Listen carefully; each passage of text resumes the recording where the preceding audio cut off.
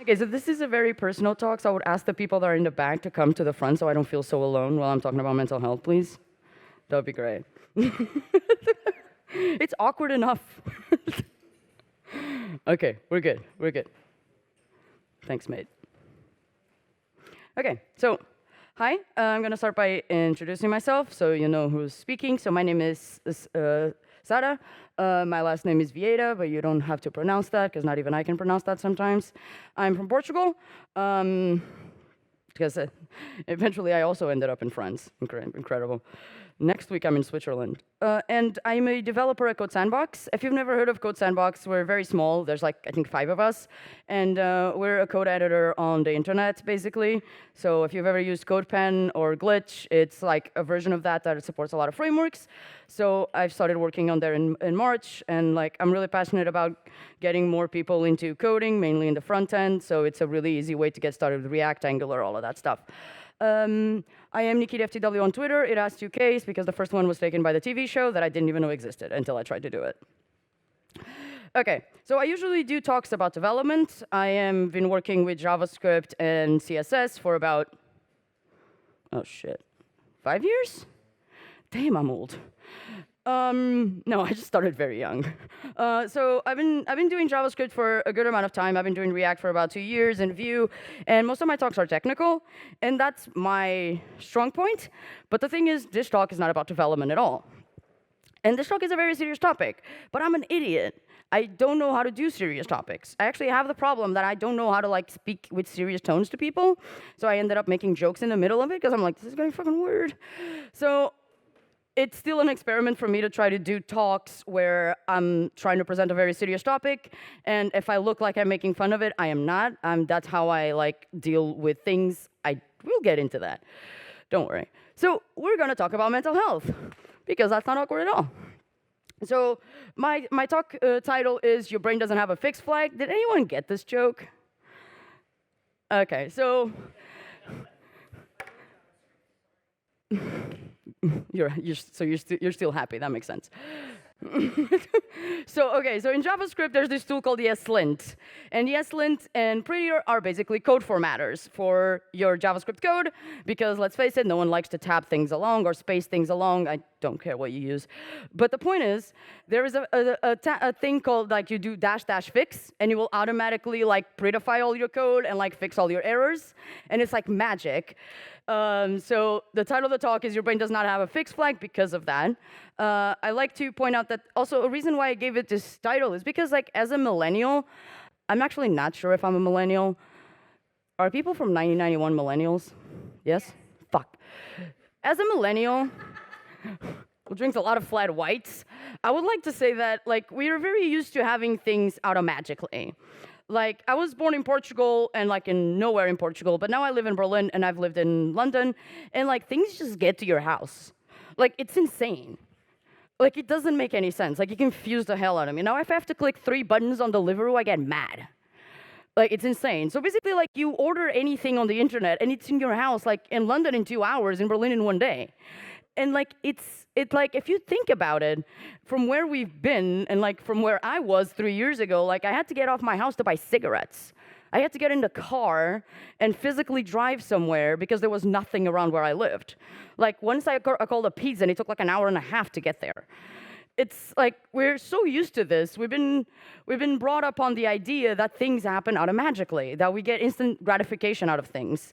But the problem is, this is so embedded into us that sometimes we forget that like love and friendship and jobs don't quite work that way. It's pretty sad, but none of them have a fixed flag. None of them have instant gratification, and then we cry. I also want to disclaimer that this is a very personal thing, so my experience is 99% different than your experience, I'm pretty sure. And also, if you don't have an experience, that's great. That sounds great. Please don't. So like, my experience may be different than yours, and yeah, that's pretty much it. Okay, I want to start with this quote that a friend of mine actually put on a blog post about being an introvert, and it's that nobody realizes that some people expend tremendous amounts of energy merely to be normal. This is something that really hit me hard, like in the fields. So like, what she was talking about being an introvert, but this also applies to if you have a mental condition, you try your best to be normal. Even if you don't know what normal is, and normal is not a thing, but normal for you is fitting in. And you try your best to not appear to be different. Try your best to be like other people so that people don't see that you're actually pretty screwed up. You avoid at all costs being different, which is a terrible thing. Don't do that. If everyone is the same, the world is really boring. Okay, so the next thing that I got asked was like, why are you talking about this? Because it's important. Because I feel like I have given plenty of talks about code, and like it's great to help people with their code, but you know what's better? To help people with their lives. It's great. Like this is a topic that is still a taboo, depending on the country that you're from. It may be more or less of a taboo. Like I feel like it's less in the UK, for example, than it is in Portugal. It is still pretty a taboo in Italy, which I didn't know when I did the talk, so that was great. Then a dude came to me and he was like, "Oh, you talked about being gay and mental health. That is a real taboo." And I'm like, "Wait, what?" Oh, okay. Someone should have told me that. That's great. And like we need to talk about these things in order to make them normal. Like it's completely okay if I break my leg, but like you don't just say like, "Oh, I'm having a bad mental health day. I'm having a depression or I can't deal with this right now," because that makes you seem weak even though you're not weak. And it's okay to say that you broke your leg, but it's not okay to say that you feel bad on the brain. So, and then I got like, but why you? Okay, because first of all, I didn't know this was a terrible idea. And second of all, I have some issues with mental health that have gotten better and worse over the years. So the main focus that I had was I had a panic disorder for a very long time. I have a people phobia, which I will try to explain. And so, when the doctor said I had a people phobia, I was like, "No, dude, I know humans." And he's like, "No, I'll explain." So what happened is, I'm not scared of human beings. I mean, I'm scared of teenagers, but that's a completely different story. They're fucking weird. But, yeah, they're weird. But, like, I'm not scared of human beings, but I am, like, unbelievably scared of rejection. And since I have low self-esteem, I assume that all human beings will reject me. So it ends up being this weird ball. Well, I'm technically scared of human beings. I don't quite know. It's really weird. But, like, it's fine when I don't live in the place.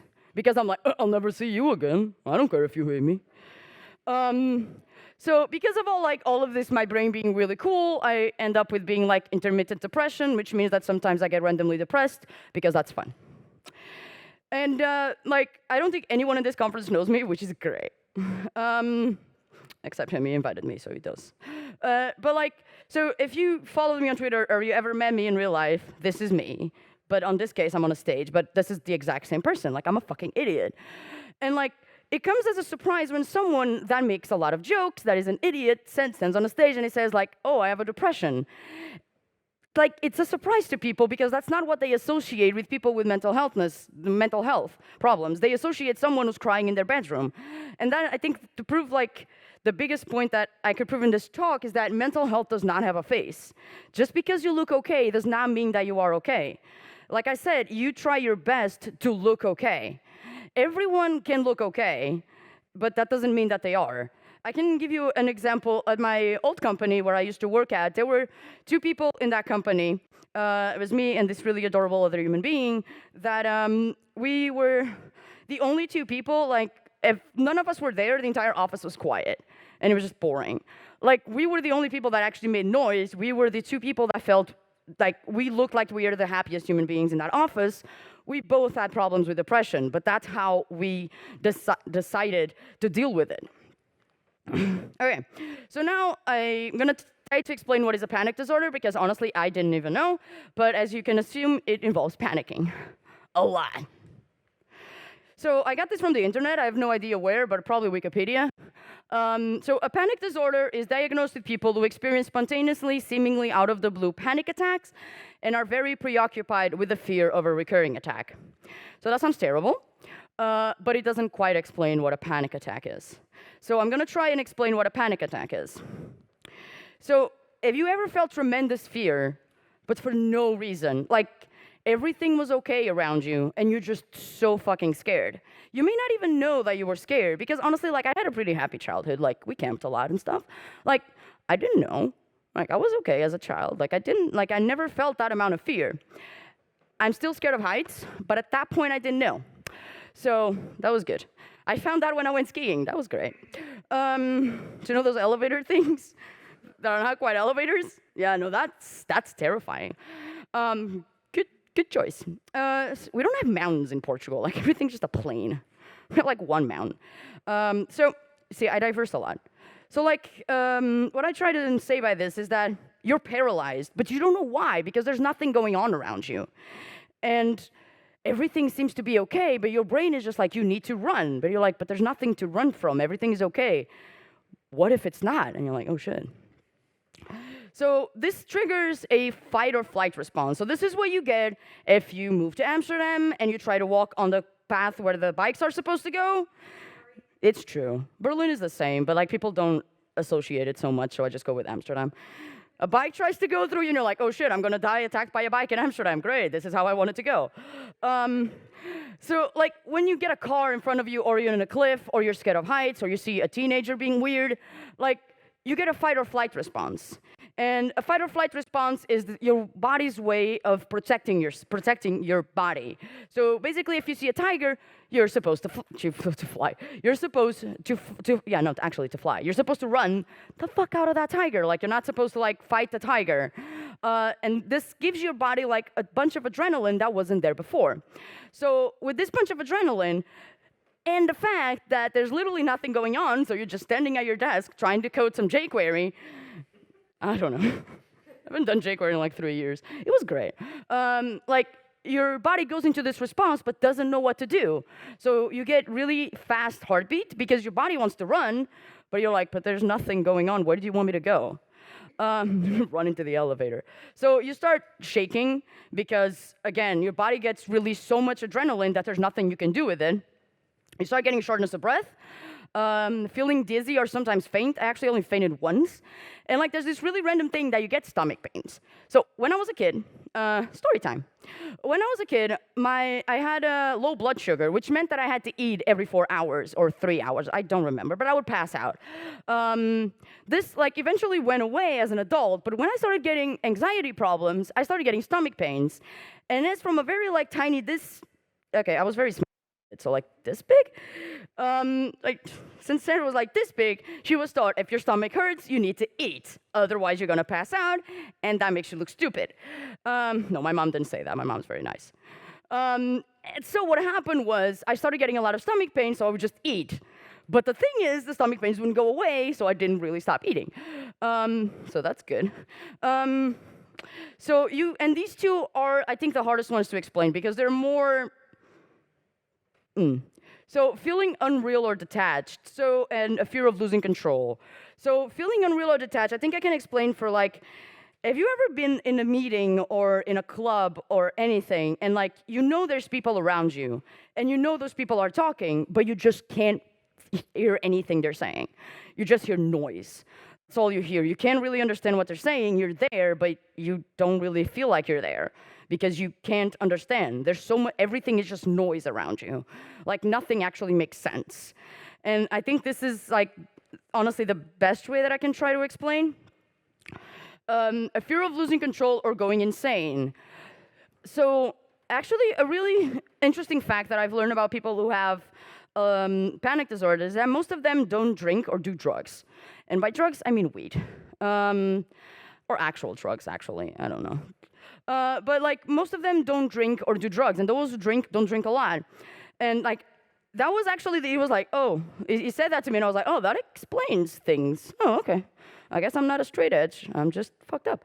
And so the thing is, if you drink, like if you have these types of problems, you're already not in control. Like you're not in control of your body, you're not in control of your mind, and someone gives you a beer and you're like, that's gonna make me be even less in control, so you try to avoid it. That's mostly why, at least in my case, I don't drink or do any weed or something, which is a great thing to say at a conference. I don't do weed. It would be so weird if I was like, yesterday when I did some weed. So to this point, I still don't drink. Mostly now I just got used to not drinking, and I'm like, I save a fuck ton of money. Yeah. Also, one thing that I want to say about feeling dizzy is that, do you ever like sit on a chair and you're like you want to tilt your chair to the back, but you get that weird, like, that moment between your chair not, like, falling or something. So it's like that, but forever. It's not great. Walking is kind of hard. And you're constantly scared of dying because that's fun. So, like, you can't really explain what you're going through. You can't really explain what's wrong with your body, so you assume it's physical. Also, because of what every society has told you, is that if something hurts in yourself, you're probably dying. You should go on Google. And then you go on Google, and then you're actually dying. So that doesn't, it's like a spiral of you're like, oh, shit. And you're like, that sounds kind of bad. It was pretty bad. That sounds horrible, right? Well, I lived like this for 5 years because, like I said, I'm an idiot. And also, I'm an idiot, yes. And, like, you're wondering, like, why? Are you, like, dumb or something? Like, are you stupid? And I want to say that I am stupid, but it's not connected to this. It's a completely different, unrelated thing. I am not the smartest tool in the shed, but it's not because of that. Like, it's because I felt alone. Because I couldn't explain what I was experiencing to someone else. How do you go to one of your friends, and you're like, I feel weird? And they're like, that's not a diagnosis. And I'm like, but that's all I got. And they're like, that's cool. Do you want some weed? I'm like, no, that's not the point. Like, people don't really talk about it. I was lucky enough, oh my God, this is gonna sound so bad. I was lucky enough that my mom has a depression. That's exactly what I was gonna say. So my mom actually has a chronic depression ever since she was 15. So, like, it was easier to talk around it at the house when I decided to talk about it. But you feel alone because you can't explain what you're feeling, and you can't really type it out on the internet because you're just like, I'm scared of what? I don't know. I don't know what's wrong with me. Because sometimes you can't even explain to yourself that that's fear. Because, like I said, I had a happy childhood. I was a happy, tiny kid. I was really small. And, like, all I felt was fear of everything. And that doesn't make any sense. Like, how are you going to explain to someone, like, I'm scared? Okay, what? Of what? Life. Oh, okay, that's great. That sounds great. And I also want to point out that I lived with this for 5 years because it's a really common thing that happens with a lot of people that have mental health issues that allow them to live a normal life. So, like, I lived a semi-normal life. Like, I dated, I had friends, I went out. Oh, yeah, I did went out. I did go home earlier, but I did went out. And, like, I had jobs. I had, to the outside world, a normal life, but I was feeling terrible. But you do the thing of, like, if you live with it for an amount of time, you don't see a way out. Because you have lived with it for so long that you just think that's your life now, that you have more limitations than other human beings. Exactly, but she was taking a photo, so I had to wait a bit. So, exactly. And, like, you think, like, that's fine. Like, I'm just not like other human beings, and maybe they're all feeling this way. They're probably not. But you're so used to it that you forget how it used to be. You forget how you used to live. And you just consolidate with the fact that that's your life. And that's, you have more limitations. You can't go out. You can't be in closed spaces. And, like, not every I couldn't be in closed spaces where I couldn't see the way out.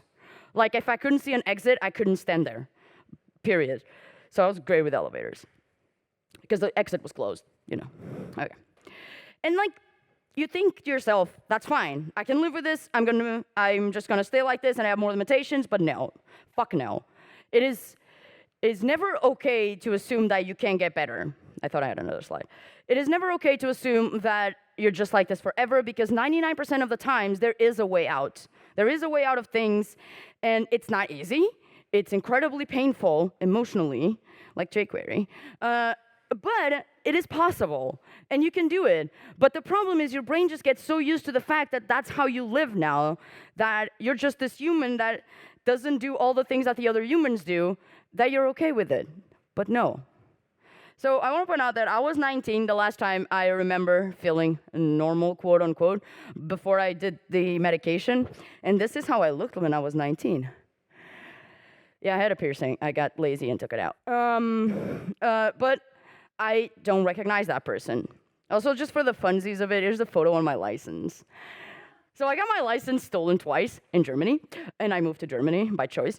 Both the times the woman looked at me and she was like, "Do you want to make a new photo?" I was like, this license only expires in 2044. I am gonna live with this 17-year-old emo Sarah until 2044.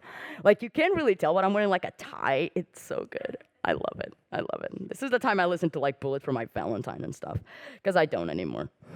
I don't. Completely forgot my track. Yeah, so point is, I don't recognize this person, but she looks way cooler than me. I'm not the same person that I used to be in any way. I don't think any of us are, but I honestly don't recognize the person that was in that photo. I wasn't even funny back then. Like, I don't want to say that, oh my God, you're so funny now, but at least I fucking try, okay?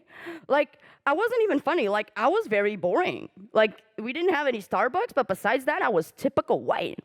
And like, I became funny. Like, I became funny as a defense mechanism. So what happened was, people started realizing that something was wrong because I was too jittery or I was too something, so I just made jokes. And when you make jokes, people forget to ask again because you made a joke and everything seems okay. And then you just start doing that over and over again until no one asks anymore. And you're like, I nailed it. You actually didn't. That's a terrible idea. You should talk to humans. That's the point of this talk. But I became funny as a defense mechanism because that is how I deal with things. I deal with things by making dumb jokes.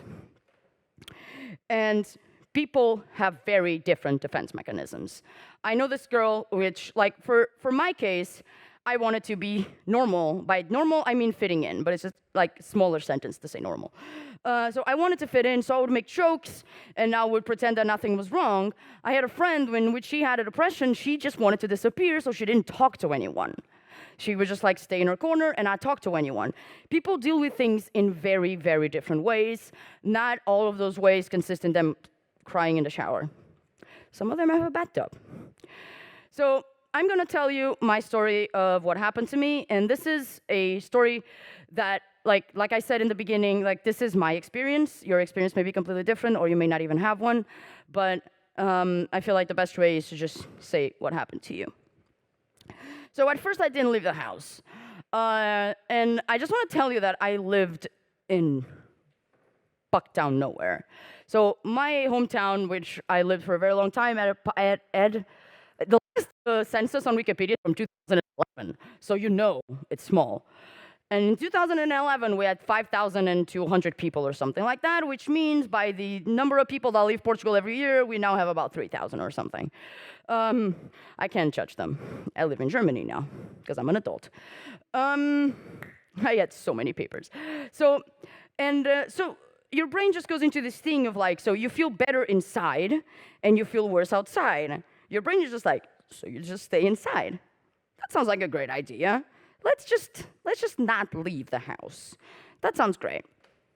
And then I try to fix it by myself. So the main issue with not leaving the house at this time was that I went to school, and my school was like, it was like this professional course where I was doing multimedia.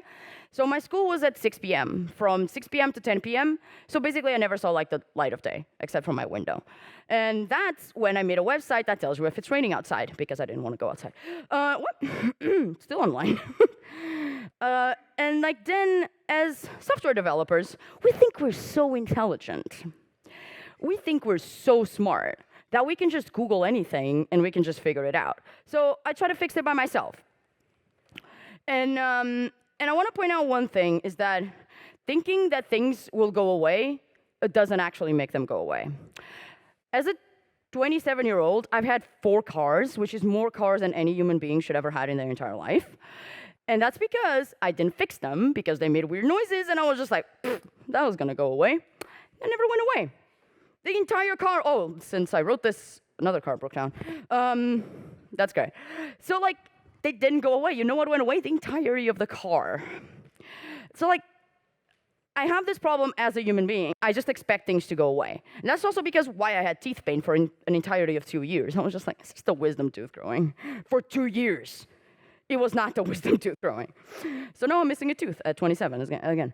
So like, don't just think that things will go away. You have to do something in order for things to go away. It would be great if they did, but 99% of the times, they don't. So after about a year of like living in captivity with my mom, I started talking to my family and some of my friends. And you're like, that's smart. I'm like, thank you. I'm pretty smart. That's what my mom says.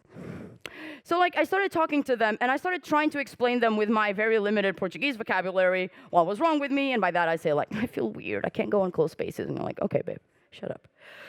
Like my mom kind of understood and my friends tried to understand, which is all that you can ask of people. Like if they don't, they would just go on the internet and try to figure it out. And like, things got better because I didn't feel so ashamed of telling people that I couldn't do something.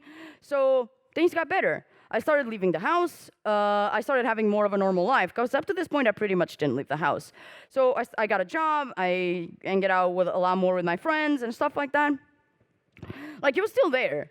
Like, I still had these panic attacks. I still had a ton of issues with that. But some days were better and some days were worse, but I was just like, okay, so this is better than the alternative that I had before, so like, this is just my life. Like, I fixed a bit of it because I'm so intelligent, so like, I think this is the best I'm gonna get. That's wrong, don't do that. So, about 3 years in, I changed companies. Like, I got hired by this company that, to this day, I love them to death. They were really nice, and they hired me because I knew Flexbox, and then I learned JavaScript. God damn it, they ruined me. So, about 3 years in, like, I moved to this company, and they were really into, like, helping the community and stuff, and, like, they were a really nice company. They still are. I just don't work there anymore, so they're nicer now. And, like, I became more active in the dev community. By became more active, I don't mean that, like, I started doing pull requests and stuff. I just started stalking people on Twitter, pretty much, and on GitHub. And this was good and bad. So it was good because I started getting better at my job, because I started caring more about my job. I started learning new things. I started trying new technologies. And I just overall started getting better at my job. I need a water break. Water break done. So, which is good. Obviously, good that you start getting better at your job, because then you get more money. But that's not how Portugal works, though. So, which means that instead of money, I started getting more responsibilities. I was once promoted to team lead, and the reason I'm saying promoted was because it was like, Sarah, do you want to be team lead? I was like, am I going to get more money? No. Do I have a choice? No. Okay. I would love to be team lead. That sounds great. I bought so many chocolate because we had to do a lot of Google Analytics. So I started getting more responsibilities, and I started getting asked to do more things, and I started being the person that deployed things to production on a Friday. That's not a good idea. First of all, don't deploy on a Friday. Second of all, don't put someone who's clearly not okay deploying things on a Friday because they will do it. Because you told them to, and they need your approval. So I started staying at work until 8 p.m. on a daily basis. And so the thing is, I really liked working at this company, and this is not on them in any way. This is on me. So the thing is, like, I didn't feel like I deserved the job that I had. I didn't feel it's a very common thing for developers to have imposter syndrome, which, if you think about it logically, it's damn stupid. But if you're not logical, you're like, this is because everything that I got up to this point was just pure and dumb luck. So, excuse me, I just slipped in between the cracks of things and eventually got, like, a cool job and money. And, like, that obviously could not happen, like, that many times. Like, how many people won the lottery twice? Like, 2? But you're like, maybe I'm one of them. You're not. Just saying. So, like, for you to understand, like, how big of an issue this was, do you know when people take lunch to work? Like, they get their things and they're like, I'm going to take some food to work because I don't want to spend any money. I took dinner and lunch. When did I make the food? I don't remember. But, yeah, so it's a problem when you take dinner and lunch to work and then you eat at work. Like, it's not a problem when it happens once, but, like, when you systematically know that you need to take dinner, you need to revise it. So, point is, I started feeling way more pressure than my brain could handle. But I didn't know that, because again, I'm very intelligent. I was just like, I'm okay, this is fine. It was not fine, spoiler alert. So, like, I started breaking down, like, hard. Like, I had so much responsibility, and I felt like I needed to do it because I didn't feel like I belonged, and I felt like if I didn't do it, they would find out I'm a fraud, and, yeah. Good times. So, like, by this point, I would have panic attacks every day I would go to work. So I wouldn't go to work every day, like it was pretty flexible in those cases. So I would go to work like 3 times a day because like that was the most that I could, 3 times a day, 3 times a week, because that was the most that I could do. Because every time I went to work, I would just have panic attacks because it would be so much pressure and so much noise. It was also a bunch of 25-year-olds, so it was very loud. I'm also very loud because I have bad hearing, and like it was just too much, and I couldn't do it. So one thing that I did was that I would hide in the bathroom for like huge amounts of time just so I could get away. Because in the bathroom, there was no noise. I could just get away from the noise. I mean, people would wonder, but they wouldn't ask. Like, why were you in the bathroom for 30 minutes? Do you really want an answer for that? I don't think you do. I was playing Candy Crush, obviously. Also, the good thing about that office was the bathrooms were shared by the entire floor, so that was good. But it was the only place that I knew I could go that the noise would go away. Because let's face it, I'm a girl in a tech company. There was like, what, 5 of us?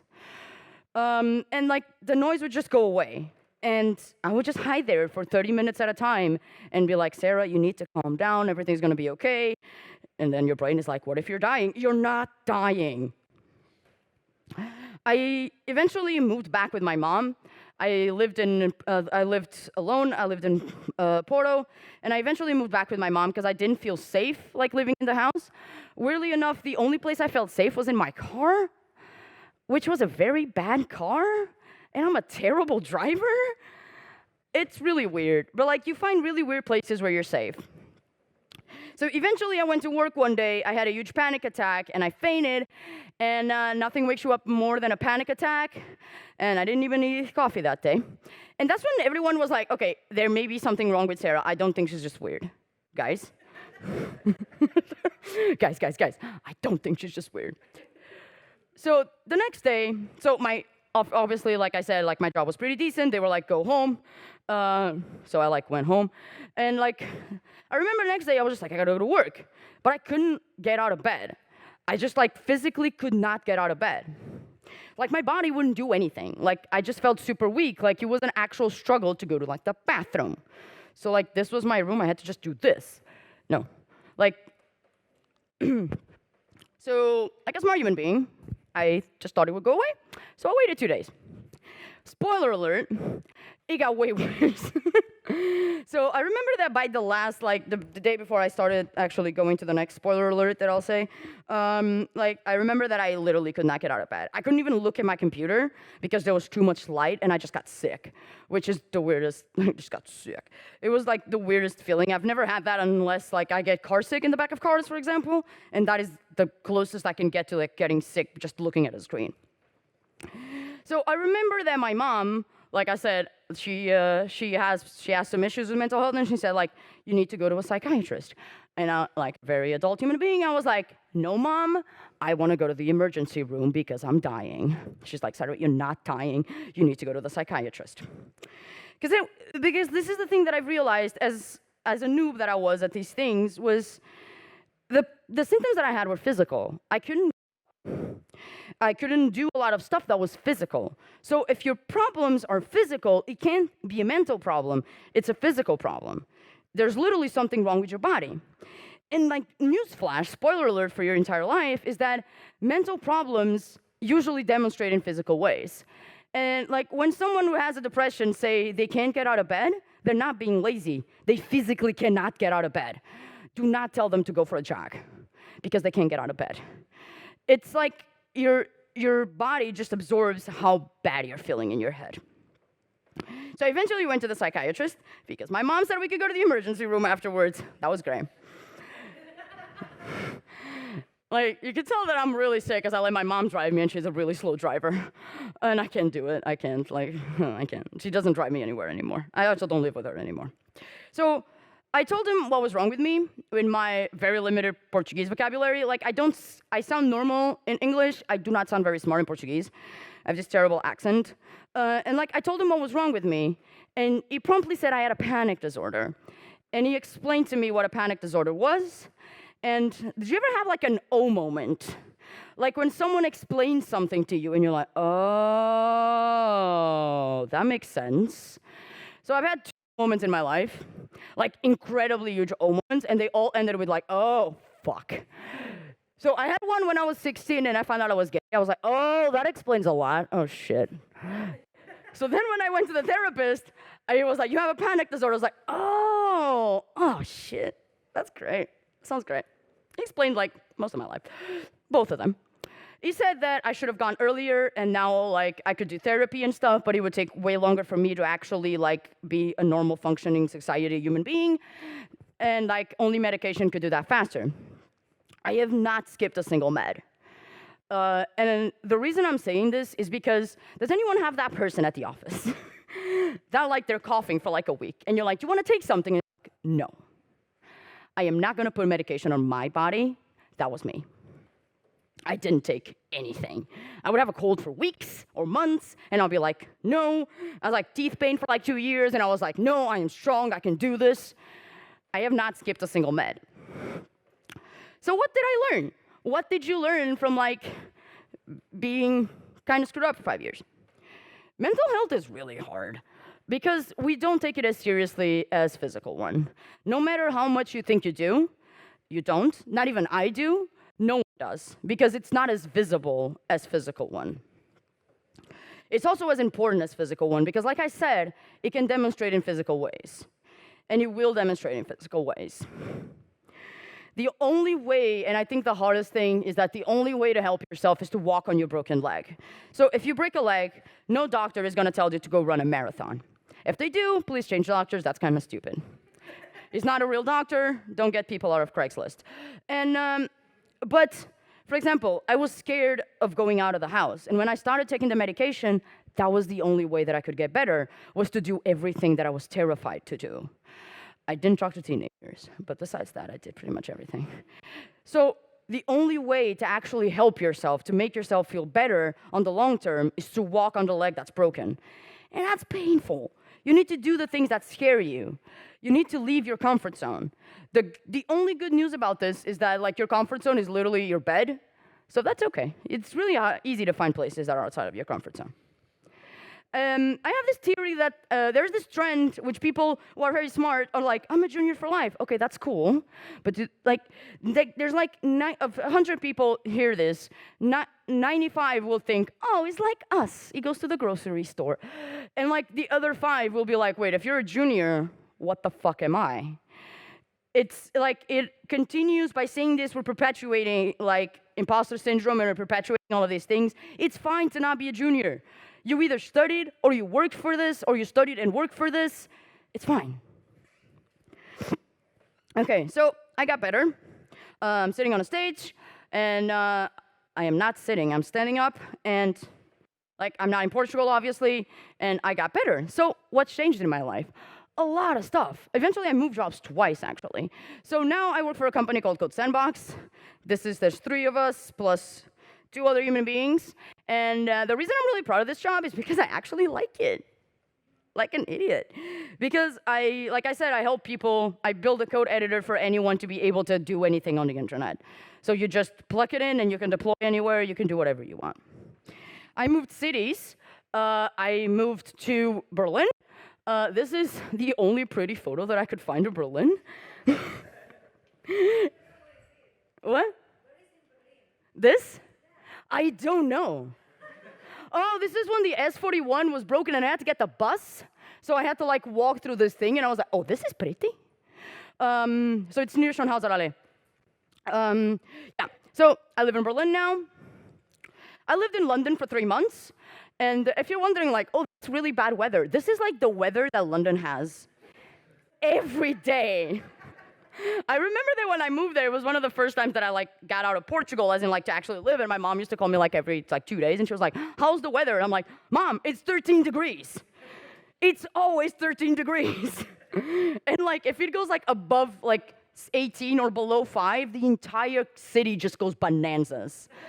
Like public transportation stops and like trains don't work and people don't go to work. Like one time it snowed a bit, no one went to work. I like walked to work and they were like, "Oh my God, are you okay?" And I was like, "There's fluffy white things coming from the sky. That's it." It was like a snowstorm. There was like snow up to here. It was adorable. They're adorable. I bought a motorcycle because driving a car isn't dangerous enough. So I was like, you know what? I want to buy a motorcycle. That sounds like a good idea. And you're like, but you had to get a license. Well, let me explain how Portugal works. So you know it's going to be good when it starts with let me explain how Portugal works. So this is 125 cc's. And so the way that Portugal works is they screwed up their law, like a lot of laws. And so do you know when like if you're over 25 and you have a license for more than 3 years, you can usually drive a moped. Or you can buy an actual motorcycle and just take it home. Because that's how it works in Portugal. You can get any motorcycle up to 125 cc's, and you don't need lessons, you don't need anything, you can just take it home. And I did, and I had an accident. That was great. Well, I had one lesson, the dude didn't tell me there was a brake in the back of the motorcycle. I lost 20 kilos, so basically I fixed my own bug. That I gained the 20 kilos, so I fixed my own bug. I spoke in conferences. This was one of the first conferences that I spoke in. This is in Berlin, when I didn't live in Berlin. And this was in Reactive Berlin. This was one of the first ones that I spoke in. I spoken before, but this was one of the first ones where I stood on a stage and I was like, I'm not terrified. I can do this. Even if it sucks, at least I can. I met incredible people that I would have never met if I didn't leave my house, if I wasn't so scared. I wouldn't have never met them. I would have never went to these conferences. I would have never met like a third of the people that I do. I started actually contributing to open source instead of just like stalking people on Twitter. That was great. I got a job out of it. The reason I started working at Code Sandbox was because I started contributing to Code Sandbox because I needed things, and open source maintainers do not live for your wishes. So I made my thing. It was very painful. He actually spent like the same amount of time trying to explain to me how that website worked. But the point is, I started contributing to open source, and because honestly, I started being so scared of putting my code out there, because I just started thinking, if you don't like it, you fix it. It's as much mine as it is yours. Really weird thing. When I was about 16, I really liked football. Like, I was one of those people. And then I remember that as it started getting worse, I stopped caring about football because, like, my brain was so concerned with, like, trying to survive that, like, I stopped caring. And I remember precisely that when I started taking the medication, I started caring about football again. That was coincidentally good that it wasn't after Portugal won the Euro. It was before, so that was good. So, like, I even moved to Lisbon. I got a season pass for my team and everything. I became one of those people again. And it's like the weirdest thing, because I can tell if I'm doing okay if I want to watch football, if I care. Random. I traveled alone. This one was one of the first, not the first ones, but after I started taking the medication, times that I traveled alone, and it's actually in Paris. That was .js. That was great. Okay, so this one is actually kind of funny. So one thing that happened to me was that I was supposed to go to a conference in Verona, and my plane was delayed for 12 hours. So 2 planes were canceled, and like instead of going at 10 a.m., I went at 10:30 p.m. So I got stuck in Frankfurt. Who in here has been to Frankfurt? There's not a lot in Frankfurt. Yeah. So I knew that my plane was kind of delayed, so I took this thing, which I call Kick-Ass, and I got stuck in Frankfurt with it. And the thing that I would do if this was old me is that I would just stay in the airport in a corner, go to the smoking lounge, and just like sit there. But we had a blast, because I like literally got on the train, I went to Frankfurt, and I was like, well, I guess since I'm here, I might as well watch all the banks. So I went to see banks. That was great.